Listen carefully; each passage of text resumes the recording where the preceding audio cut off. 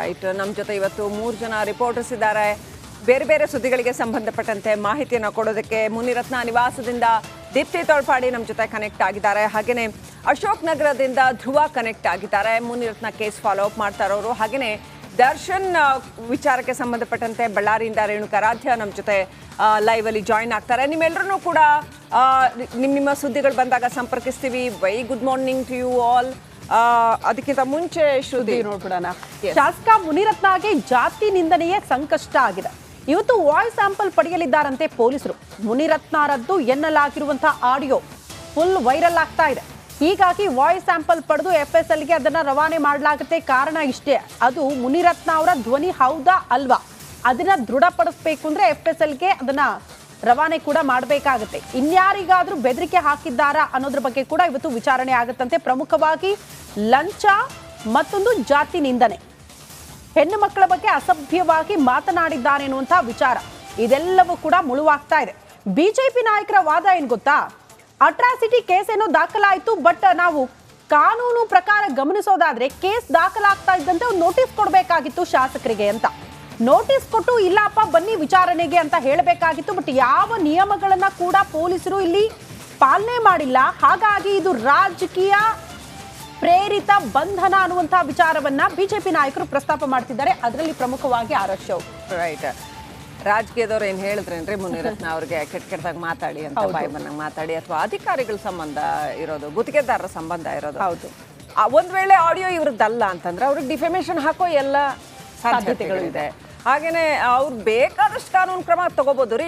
ಜನಸಾಮಾನ್ಯರಿಗಾದ್ರೆ ಹೆಂಗಾದ್ರೆ usually ನಾವು ಬೇರೆ ಬೇರೆ ಪ್ರಕರಣಗಳ ಗಮನಿಸಿದ್ರೆ ಈ ರೀತಿ ಲಂಚದ ಆರೋಪ ಬಂದಾಗ, ಯಾರೋ ಅಸಭ್ಯವಾಗಿ ಮಾತನಾಡಿದ್ದಾರೆ ಅಂದಾಗ ಅದು ಅವರು ಮಾತನಾಡಿದ್ದಾರಾ ಇಲ್ವಾ ಅನ್ನೋದನ್ನ ಮೊದಲು ದೃಢೀಪಡಿಸ್ತಾರೆ. ಅಂದ್ರೆ FSLಗೆ ಅದನ್ನ ಕಳಿಸ್ಕೊಟ್ಟು ನಂತರ ಇಲ್ಲ ಒಂದು ರಿಪೋರ್ಟ್ ಬಂದಿದೆ ಅವರದ್ದೇ ಅಂತ ಆದ್ರೆ ನೆಕ್ಸ್ಟ್ ಪ್ರೋಸೆಸ್ ಅಂದ್ರೆ ಅವರ ಬಂಧನ ಆಗಿರ್ಬೋದು, ವಿಚಾರಣೆ, ಇಂಥವೆಲ್ಲ ಆಗುತ್ತೆ.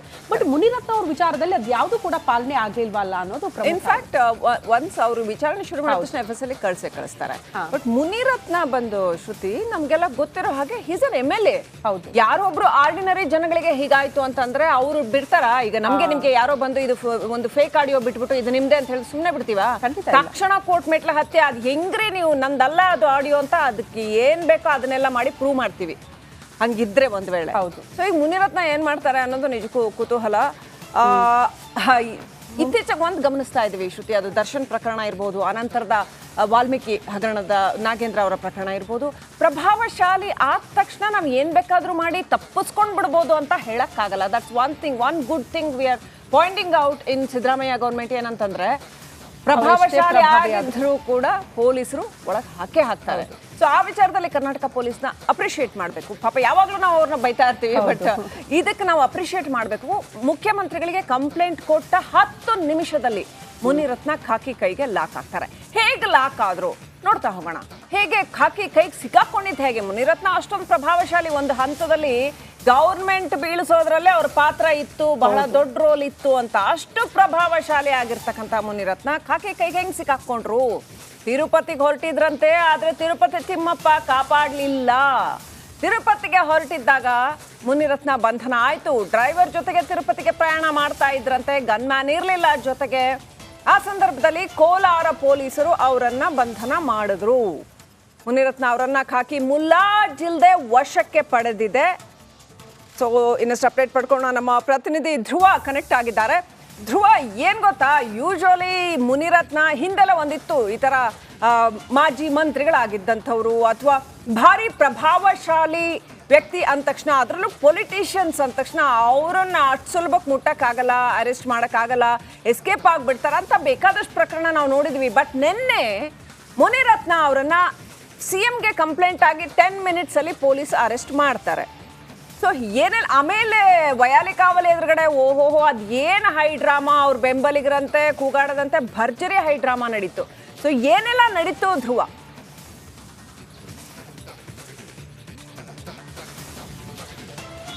ಎಸ್ ಶ್ರೀಲಕ್ಷ್ಮಿ, ಮುಖ್ಯವಾಗಿ ಮುನಿರತ್ನ ವಿರುದ್ಧ ದಾಖಲಾದಂತಹ ಅಟ್ರಾಸಿಟಿ ಕೇಸ್ ಹಾಗೆ ಇನ್ನೊಂದು ಜೀವ ಬೆದರಿಕೆ ಕೇಸ್ಗೆ ಸಂಬಂಧಪಟ್ಟ ಹಾಗೆ ಯಾವಾಗ CM ಅಂಗಳಕ್ಕೆ ಈ ವಿಚಾರ ಹೋಯ್ತು, ಅದಾದ ನಂತರ ಮುನಿರತ್ನ ಅವರನ್ನ ಏನೋ ಕೋಲಾರದಲ್ಲಿ ಬಂಧನ ಮಾಡಿ ಅವರನ್ನ ಬೆಂಗಳೂರಿಗೆ ಕರ್ಕೊಂಡು ಬರ್ತಾರೆ.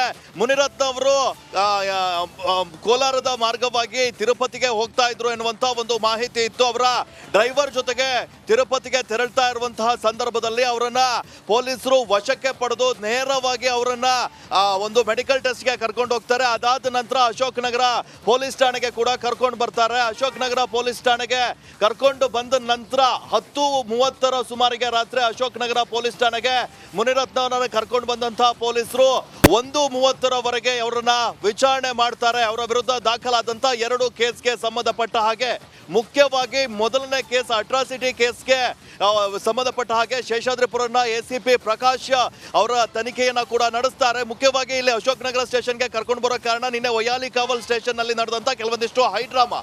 ಅದಾದ ನಂತರ ಇಲ್ಲಿ ಕರ್ಕೊಂಡು ಬಂದು ತನಿಖೆಯನ್ನ ಕೂಡ ಮಾಡ್ತಾರೆ, ವಿಚಾರಣೆ ನಡೆಸ್ತಾರೆ. ನಂತರ ರಾತ್ರಿನೇ 82ನೇ ವಿಶೇಷ ಜನಪ್ರತಿನಿಧಿಗಳ ವಿಶೇಷ ನ್ಯಾಯಾಲಯದ ನ್ಯಾಯಾಧೀಶರ ಮುಂದೆ ಹಾಜರುಪಡಿಸ್ತಾರೆ. ರಾತ್ರಿ 1:30 ಇಲ್ಲಿಂದ ಹೊರಟು ಸುಮಾರು 2:30 ಸುಮಾರಿಗೆ ನ್ಯಾಯಾಧೀಶರ ಮುಂದೆ ಹಾಜರುಪಡಿಸಿ 4 ಗಂಟೆ ಸುಮಾರಿಗೆ ವಾಪಸ್ ಬರ್ತಾರೆ. ನ್ಯಾಯಾಧೀಶರ ಮುಂದೆ ಮುನಿರತ್ನ ಅವರು ಕೂಡ ತಮ್ಮ ಹೇಳಿಕೆಯನ್ನ ನೀಡ್ತಾರೆ. ನಮ್ಮ ಮನೆ ಹತ್ರ ಇತ್ತು, ನಾನು ಯಾವಾಗ ಬೇಕಾದ್ರೂ ಬರ್ತಿದ್ದೆ, ತನಿಖೆಗೆ ಸಹಕಾರವನ್ನ ನೀಡ್ತಿದ್ದೆ. ಆದ್ರೆ ನನ್ನ ವಿರುದ್ಧ ರಾಜಕೀಯವಾಗಿ ಷಡ್ಯಂತ್ರವನ್ನ ಮಾಡಿದ್ದಾರೆ, ನನ್ನ ವಿರುದ್ಧ ದುರುದ್ದೇಶ ಪೂರ್ವಕವಾಗಿ ಆರೋಪವನ್ನ ಮಾಡಿ ನನ್ನನ್ನ ಬಂಧನ ಮಾಡಿದ್ದಾರೆ ಅಂತ ಒಂದು ಆರೋಪವನ್ನ ಕೂಡ ಮಾಡಿದ್ರು. ಅದಲ್ಲದೆ ಮುನಿರತ್ನ ಅವರಿಗೆ ನನಗೆ ಹೃದಯ ಸಂಬಂಧಿ ಕಾಯಿಲೆ ಇದೆ, ಹೀಗಾಗಿ ನನಗೆ ಚಿಕಿತ್ಸೆಯನ್ನ ಕೂಡ ನೀಡಬೇಕು ಅನ್ನುವಂತ ಒಂದು ಮನವಿಯನ್ನ ಕೂಡ ಮಾಡಿಕೊಂಡಿದ್ರು. ಅದರ ಬೆನ್ನಲ್ಲೇ ಈಗ ವಾಪಸ್ ಬರ್ತೀವಿ, ಆ ಬಗ್ಗೆ ಮತ್ತಷ್ಟು ಡೀಟೇಲ್ಸ್ ಅನ್ನ ಪಡ್ಕೊಳ್ತೀನಿ. ಅದಕ್ಕೆ ಸಂಬಂಧಪಟ್ಟಂತೆ ಒಂದು ಮೇಜರ್ ಅಪ್ಡೇಟ್ ಇದೆ. ನಿನ್ನೆ ನ್ಯಾಯಾಧೀಶರ ಮುಂದೆ ಹಾಜರಾಗಿದ್ದಾಗ ಮುನಿರತ್ನ ಅಳಲು ತೋಡ್ಕೊಂಡಿದ್ದಾರೆ. ಪೊಲೀಸರು ವಿಚಾರಣೆಗೆ ಕರೆದಿದ್ರೆ ನಾನು ಹೋಗ್ತಾ ಇದ್ದೆ, ಪೊಲೀಸ್ ಸ್ಟೇಷನ್ ನನ್ನ ಕ್ಷೇತ್ರದ ಪಕ್ಕದಲ್ಲೇ ಇದೆ, ನಾನು ಹೋಗಿ ಹಾಜರಾಗ್ತಾ ಇದ್ದೆ, ವಿಚಾರಣೆಗೆ ಸಹಕರಿಸ್ತಾ ಇದ್ದೆ, ಆದ್ರೆ ನನ್ನನ್ನ ತರಾತುರಿಯಲ್ಲಿ ಬಂಧಿಸಿದ್ದಾರೆ, ರಾಜಕೀಯ ಪ್ರೇರಿತ ಅಧಿಕಾರದ ದುರ್ಬಳಕೆ ಆಗಿದೆ ಅನ್ನುವಂಥ ಆರೋಪ ಮಾಡಿದ್ರು. ಈ ಬಗ್ಗೆ ಮತ್ತಷ್ಟು ಡೀಟೇಲ್ಸ್ ಅನ್ನ ಕೊಡ್ತಾ ಹೋಗ್ತಾರೆ ನಮ್ಮ ಪ್ರತಿನಿಧಿ ಧ್ರುವ ನೇರ ಸಂಪರ್ಕದಲ್ಲಿ ಜಾಯಿನ್ ಆಗ್ತಿದ್ದಾರೆ. ಧ್ರುವ, ಸಹಜವಾಗಿ ಆರ್ ಅಶೋಕ್ ಅವರು ಕೂಡ ನಿನ್ನೆ ಈ ಪ್ರಶ್ನೆ ಮಾಡಿದ್ರು, ದೂರ ಏನೋ ದಾಖಲಾಯಿತು, ದೂರ ದಾಖಲಾಗ್ತಾ ಇದ್ದಂತೆ ಒಂದು ನೋಟಿಸ್ ಕೊಡಬಹುದಿತ್ತು, ಇಲ್ಲ ವಿಚಾರಣೆಗೆ ಬನ್ನಿ ಸಹಕಾರ ಕೊಡಿ ಅಂತ. ಬಟ್ ಯಾವ ನಿಯಮಗಳನ್ನ ಕೂಡ ಪೊಲೀಸರು ಇಲ್ಲಿ ಪಾಲನೆ ಮಾಡಲಿಲ್ಲ, ಹಾಗಾಗಿ ಇದೆಲ್ಲವೂ ಕೂಡ ರಾಜಕೀಯ ಪ್ರೇರಿತ ಅಂತ ಮುನಿರತ್ನ ಅವರು ಕೂಡ ನಿನ್ನೆ ನ್ಯಾಯಾಧೀಶರ ಮುಂದೆ ಅದನ್ನೇ ಹೇಳಿದ್ರು ಅಂತ. ಡೀಟೇಲ್ಸ್ ಅನ್ನ ಕೊಡೋದಾದ್ರೆ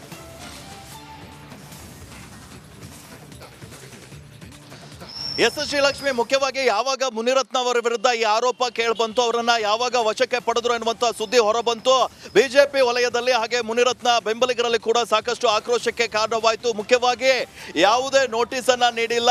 ಈಗ ಆರೋಪ ಬಂದ ನಂತರ ಒಂದು ಆಡಿಯೋ ಬಿಟ್ಟ ನಂತರ ಒಂದು FIR ದಾಖಲಾಯಿತು. ಅದನ್ನ ಒಂದು ದೃಢಪಡಿಸಿಕೊಳ್ಳದೆ FSLಗೆ ಕಳಿಸಿಕೊಡದೆ ನೀವು ಏಕಾಏಕಿಯಾಗಿ ಅರೆಸ್ಟ್ ಮಾಡಿದ್ದು ಎಷ್ಟು ಸರಿ ಅನ್ನುವಂತ ಪ್ರಶ್ನೆಯನ್ನ ಕೂಡ ಬಿಜೆಪಿ ನಾಯಕರು ಕೂಡ ಕೇಳ್ತಾ ಇದ್ರು. ಅದೇ ವಿಚಾರವನ್ನ ನ್ಯಾಯಾಧೀಶರ